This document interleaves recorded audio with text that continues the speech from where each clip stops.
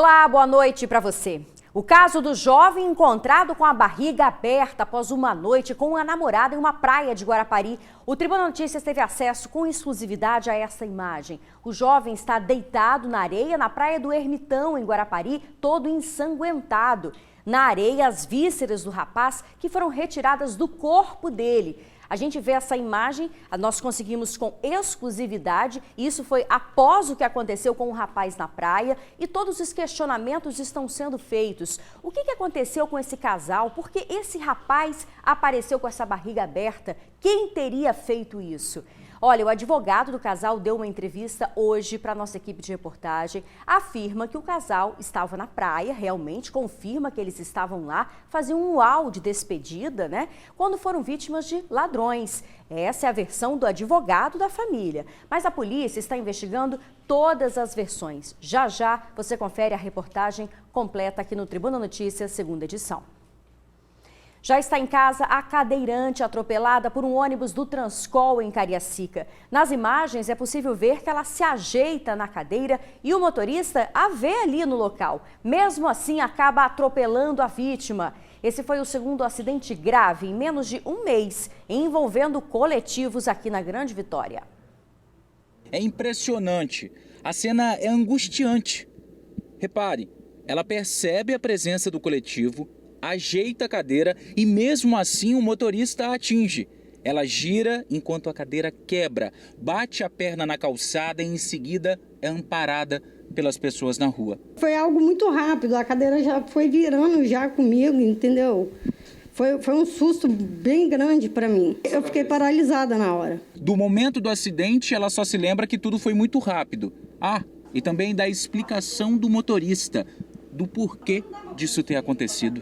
Ele falou que me viu na hora que os passageiros desceram e depois ele esqueceu que eu estava ali e saiu com o ônibus. Depois de uma noite no hospital, a Gisele está bem, na medida do possível.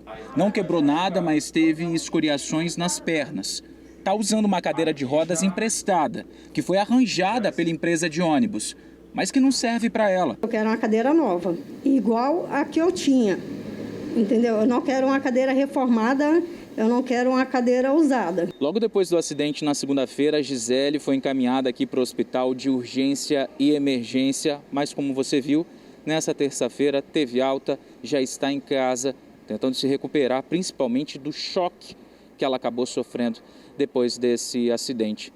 Só que quem voltou aqui para o hospital foi também uma vítima de um acidente envolvendo um coletivo, a Tatiana, a cozinheira que foi atropelada dentro do terminal de Carapina e acabou perdendo uma perna. O acidente aconteceu no início desse ano, em janeiro. No mesmo dia, teve a perna esquerda amputada, do joelho para baixo, e só teve alta 7 dias depois. Estou internada de novo, tô com infecção na perna, minha perna necrosou toda, entendeu? Estou num sofrimento grande mesmo. E sem a ajuda de ninguém. A empresa de ônibus não me procurou para poder me ofertar uma apólice de seguro. Só que ela não me procurou novamente. Olha, nós temos respostas sobre esses casos. Sobre o caso desse atropelamento no terminal de Carapina, a empresa responsável pelo coletivo disse que fez contato com o familiar da vítima e que a seguradora vai dar prosseguimento a este caso, viu? Em relação ao atropelamento da cadeirante, a empresa de ônibus diz que está prestando assistência e que uma cadeira de rodas definitiva será sim providenciada. O GV Bus diz que todos os motoristas do sistema Transcol são treinados e recebem inclusive reciclagem sobre legislação de trânsito, direção defensiva e o relacionamento com pedestres e ciclistas. Agora a gente questionou também, como que uma cadeirante pode estar na pista. Então a Defensoria Pública cobrou da Prefeitura de Cariacica e a CETURB sobre a acessibilidade no local do atropelamento.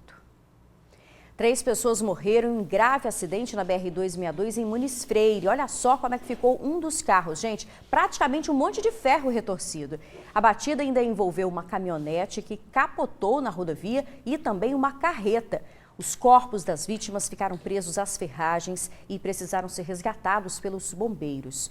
O acidente foi no final da manhã de hoje. O trânsito teve que ser interrompido durante os trabalhos. O nome das vítimas e a dinâmica do acidente não foram divulgados. Voltamos a falar do caso do jovem que teve a barriga aberta em Guarapari. Essa imagem que você está vendo aqui é uma imagem exclusiva conseguida pela repórter Suzy Faria, que está no caso desde o começo. O que a gente tem aqui nessa imagem?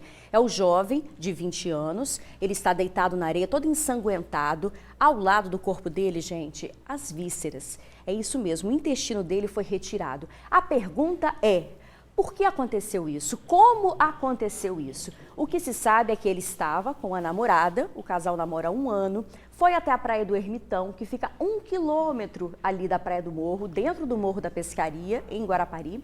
Esse casal estaria fazendo um luau, uma despedida, porque ele iria para os Estados Unidos estudar línguas, quando, de repente, eles tiveram um apagão e o rapaz acordou desta maneira. Então, esta imagem mostra que, de fato, ele teve esse ferimento, inclusive ele está internado, está vivo. É um caso muito curioso que a polícia está investigando para saber quem fez isso, por que fez isso, né?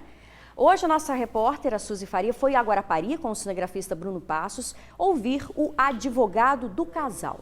Ele, na verdade, está dando uma outra versão. A gente teve acesso a vários boletins de ocorrência que dão várias versões do fato. Vamos ver então a matéria completa da Suzy Faria e Bruno Passos. Foi uma tentativa de latrocínio. Esse, segundo o advogado, é o entendimento da família, do estudante de tecnologia de informação e da estudante de ensino médio, ambos de 20 anos de idade, sobre o que aconteceu na Praia do Ermitão, em Guarapari. Porém, segundo ainda o advogado, o casal não consegue se lembrar de nada do momento do fato. De fato, eles foram para o luau, passaram ali pela entrada do parque, estavam lá se divertindo, beberam um pouco de álcool e tal, e chegado um momento, né, eles perdem a noção do que está acontecendo ali na história, e eles só conseguem lembrar depois, na hora que ela sai para pedir socorro para ele, e depois que ele é socorrido, o pai dela encontra ela ali naquela situação e presta socorro ao rapaz. Essa tentativa de assalto, sem dúvida, foge aos padrões, já que o suposto assaltante ou assaltantes não teriam apenas levado alguns objetos da vítima, teriam também lesionado o rapaz com um corte no abdômen e também nas alças do intestino, onde parte dele foi retirado do corpo, ficando na areia. Nós acreditamos que durante uma luta ele pode ter cortado a barriga e como as vísceras dele saíram durante ali uma luta, uma questão de defesa, pode ter se partido uma parte do intestino dele também. Não é possível que 2 jovens, um de quase 1,90 e uma jovem de 1,60 que namoram há 1 ano e tudo, consigam se lesionar com tão grande monta. Os dois, que a barriga foi o mais sério, que corria mais risco de vida, mas ele também quebrou o osso da face, nariz, corte na orelha, né, quebrou costela. O ladrão ou ladrões, segundo o advogado, teria ainda levado alguns objetos do jovem, como o celular e um cartão. E da menina, levaram dinheiro. O telefone dela ficou e foi com ele que a jovem pediu ajuda à mãe. Teve cerca de R$80 dela que foi levado e dele foram levados um cartão e um celular iPhone, né, de um valor maior. E as coisas deles estavam bem espalhadas no local ali deles, reviradas. Pessoas envolvidas no atendimento a essa ocorrência contaram que ouviram do próprio rapaz que ele suspeitava que a namorada tivesse feito o corte. Contou ainda que durante o uso de drogas, a jovem revelou que o sonho dela era ser médica cirurgiã. O inquérito sobre esse crime está sendo investigado pela Delegacia de Crimes contra a Vida aqui de Guarapari. Tanto os vigias do parque quanto a jovem de 20 anos já foram ouvidos aqui. Falta agora o rapaz de 20 anos e ele deve prestar depoimento assim que sair do hospital. O advogado sustenta que a informação passada sobre o envolvimento da namorada é apenas uma lenda urbana. Realmente isso aí que acabou se tornando uma lenda urbana, porque isso de fato não aconteceu, ele não relata que falou isso, ele não adormeceu depois, durante todo o resgate ele ficou ali, mas eles estavam, os dois, muito atordoados. Uma história que tem gerado controvérsia, polêmica nas redes sociais e que deve ser ainda esclarecida pela polícia, principalmente porque os dois estariam sozinhos numa praia deserta em um luau a dois. Era uma despedida, já que o jovem viajaria para os Estados Unidos 2 dias depois. Fotos do rapaz têm sido divulgadas em redes sociais e mostram o jovem se recuperando da cirurgia. Ele esteve na UTI, foi ao quarto, está ao quarto do hospital agora, se recuperando bem. É um jovem de 20 anos, a gente entende que vai ficar bem, vai passar bem por isso. E a gente aguarda a alta dele daqui a uns dias para prestar depoimento. Olha, segundo a Polícia Civil, a família do jovem já recebeu inclusive um encaminhamento para ele fazer o exame de corpo de delito no DML. Esse exame deve ser feito após a alta hospitalar. E para que esse exame, gente? Para esclarecer de que forma foi feito esse corte no abdômen, indicar qual seria o material utilizado, ajudando assim a esclarecer os fatos. Então a gente vai continuar acompanhando essa história, até porque a Suzy Faria trouxe com exclusividade há 15 dias esse caso aqui no Tribuna Notícias e nós vamos sempre trazer para você todos os detalhes. Um suspeito de assalto foi espancado em Vila Velha. No vídeo, o homem aparece cercado por populares no bairro Cristóvão Colombo. Uma das pessoas que participava da ação está com a arma que teria sido tomada do criminoso. O homem é levado para a calçada, onde leva vários chutes. Segundo a Guarda Municipal de Vila Velha, ele teria tentado roubar o carro de uma mulher que estava com a filha de 4 anos. Os moradores usaram uma corda para imobilizar o suspeito. O homem foi socorrido e, assim que for liberado, será encaminhado à delegacia. Seria um homem de Minas Gerais com 41 anos de idade. Você vai ver agora um vídeo gravado por um bandido audacioso. Ele faz ameaças a ninguém menos do que o delegado Dr. Rodrigo Sandimori, da Delegacia de Homicídios da Serra. Vamos ver. Aí, ó. Sandimori, tô aqui coladinho com a PM de Alagoas. Aí a placa aí, ó. Olha a placa. Olha a placa. Pergunta a eles quem sou eu. Pergunta! Mas esse bandido audacioso acabou se dando mal. Graças a esse vídeo, ele acabou preso. O homem é um dos suspeitos de matar um mecânico na frente da família na Serra. O autor da gravação é Gustavo Henrique Prachedes, de 29 anos. Foi pelo vídeo, gravado em Alagoas, nordeste do país, que a polícia conseguiu localizar e prender o suspeito. Já o comparsa dele, Rafael Jardim da Silva, de 26 anos, foi preso aqui no Espírito Santo mesmo, na BR-101, na Serra. Gustavo e Rafael são acusados de participar da morte do mecânico Erasmo Pereira Alves, de 49 anos. Ele foi morto na frente da esposa e da filha de apenas 6 anos de idade. O crime aconteceu no dia 28 de outubro de 2021, no bairro Cidade Nova, na Serra. O Gustavo e o Rafael se dirigiram até a residência da vítima e no local o Gustavo arrombou a porta de entrada da residência e se deparou com a mulher e com a filha dela de apenas 6 anos de idade. Ele apontou uma arma para a criança de 6 anos de idade. Momento em que a vítima saiu do quarto, o Gustavo efetuou um primeiro disparo a curta distância na frente da esposa e da criança, na boca da vítima, que caiu ao chão, e um segundo disparo com a vítima já caída ao chão. O Rafael se aproximou da vítima e efetuou mais 2 disparos de arma de fogo que ocasionaram o óbito do Erasmo no local do crime. Mãe e filha também tiveram a arma apontada para a cabeça. Foram ameaçadas caso chamassem a polícia. Gustavo segurou o cabelo da mulher, encostou a arma no pescoço dela e apertou o gatilho. Porém, felizmente, a arma mascou. Foi nesse momento que a criança se virou para o Gustavo e disse: "Você já tirou o meu pai, não tira minha mãe."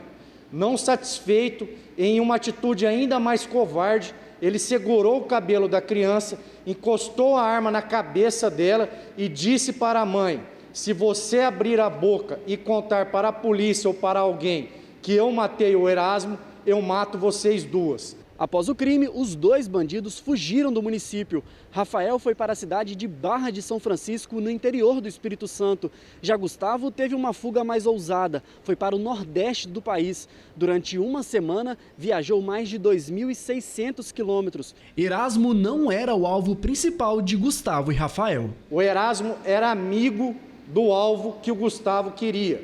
O motivo do crime está relacionado com o fato desse homem estar cometendo pequenos furtos no bairro, inclusive teria furtado alguns objetos do material de construção do Gustavo. E por ele achar que o Erasmo estava dando abrigo a esse homem, e acabaram executando o Erasmo, que nada tinha a ver com a história. A polícia conta que Gustavo já tem passagem por homicídio. No bairro, ele é conhecido como Justiceiro. A violência usada na morte do mecânico choca. 10 anos de profissão, eu nunca tinha pego um caso desse com tamanha covardia. Mataram um inocente, colocaram a arma na cabeça de uma criança de 6 anos, que até hoje está traumatizada por ter visto o pai ser morto na frente dela. Indivíduos como esse não merecem conviver em sociedade e agora vão responder presos esse homicídio que eles cometeram. Caso chocante, né? Bom, gente, hora de falar da pandemia. Hoje o Espírito Santo registrou 16.730 casos de Covid em 24 horas e 30 mortes pela doença. Desde o início da pandemia, já são 13.562 mortes, mais de 864 mil casos confirmados da doença. Olha, de cada 10 pessoas internadas em UTI devido à Covid, 7 não foram vacinadas contra a doença. Foi o que apontou um levantamento da Secretaria de Saúde do Estado. O mês de janeiro terminou batendo recorde. Foi o que mais registrou casos positivos para a Covid-19 desde o início da pandemia no estado. Foram exatos 216.755 casos confirmados. Infelizmente, o painel coronavírus também aponta 196 mortes. A CESA traçou o perfil das vítimas das primeiras semanas do mês. Muitos não tomaram a vacina ou estavam com o esquema incompleto. Quando avaliamos o esquema vacinal atrasado ou incompleto, temos um percentual de 65% de pessoas com esquema vacinal atrasado ou incompleto. E 16% dos vacinados sem nenhuma dose. São aproximadamente 95 mil adultos não vacinados somente no estado do Espírito Santo. O cruzamento de dados da CESA também mostrou o mesmo indicativo para os internados em leitos para tratar pacientes com Covid. Nós temos um total de 70% da ocupação hospitalar de todas as pessoas internadas nos hospitais públicos que não tomaram dose ou que estão com esquema vacinal incompleto ou atrasado. Diante desses dados, a Secretaria de Saúde quer vacinar o máximo possível. Inclusive, espera que com a adoção do passaporte da vacina para acesso a alguns estabelecimentos, incentive aquele que ainda não tomou a sua dose ou está com o esquema vacinal todo atrasado. Vencer a pandemia e reduzir o impacto dela em internações e óbitos é toda a população ser vacinada. Por isso, todas as medidas que estimulem a vacinação, que permitam com que as pessoas vacinadas tenham maior acesso aos ambientes de entretenimento, aos ambientes de lazer, são medidas fundamentais para poder ultrapassar os 85% da população que aderiram voluntariamente à vacinação com esquema completo, a população adulta. Uma estratégia para poder vacinar ainda mais está associada à volta às aulas e às crianças. A expectativa é que em breve a CESA disponibilize no site Vacine Confia uma aba onde os pais podem autorizar a imunização dos seus filhos. E isso pode acontecer nas escolas. A plataforma está sendo atualizada e a partir dessa semana haverá um botão de acesso rápido para a autorização dos pais de vacinação dos menores. Nós queremos garantir que o retorno das aulas aconteça num ambiente de ampla mobilização pela vacinação das nossas crianças. O foco é a vacina e, segundo a CESA, se 90% da população que pode receber o imunizante aderir, o combate à Covid será ainda mais efetivo. Homem é preso tentando aplicar golpe em uma agência bancária. O que você confere no retorno do TN2, nós voltamos já já. Um homem foi preso acusado de tentar aplicar um golpe em uma agência bancária em Vitória. O suspeito de 52 anos tentava abrir uma conta nessa agência bancária que fica na Praia do Canto, em Vitória, quando foi preso em flagrante. Com ele, os policiais apreenderam a carteira de identidade falsa, o cartão do banco com o nome da vítima e um aparelho celular. Nós recebemos a informação da área de segurança de um banco de que havia um cidadão com a suspeita de que poderia estar portando um documento de identidade falso. Nós chegamos ao local, abordamos esse cidadão, solicitamos que nos apresentasse o documento. Ele poderia ter apresentado o seu documento verdadeiro, mas optou em manter a farsa e apresentou um documento de identidade falso. O documento é perfeito, porém nós verificamos dentro do nosso sistema, do banco de dados da polícia, verificamos se tratava de um documento falso, aí foi dado voz de prisão a ele. De acordo com as investigações, o criminoso pagou R$ 250 para fazer a identidade falsa e pretendia abrir várias contas bancárias no Espírito Santo e com limite alto. Essa vítima não sabe de nada, não sabe da existência dessa conta falsa. Os golpistas se valeram dos seus dados e falsificaram a identidade. É um cidadão que trabalha numa grande empresa, tem uma renda muito boa e, por isso, é um dos alvos prediletos dos golpistas, porque eles conseguem fazer empréstimos em valores altos, conseguem um limite de cartão de cheque especial alto, limite de cartão de crédito alto.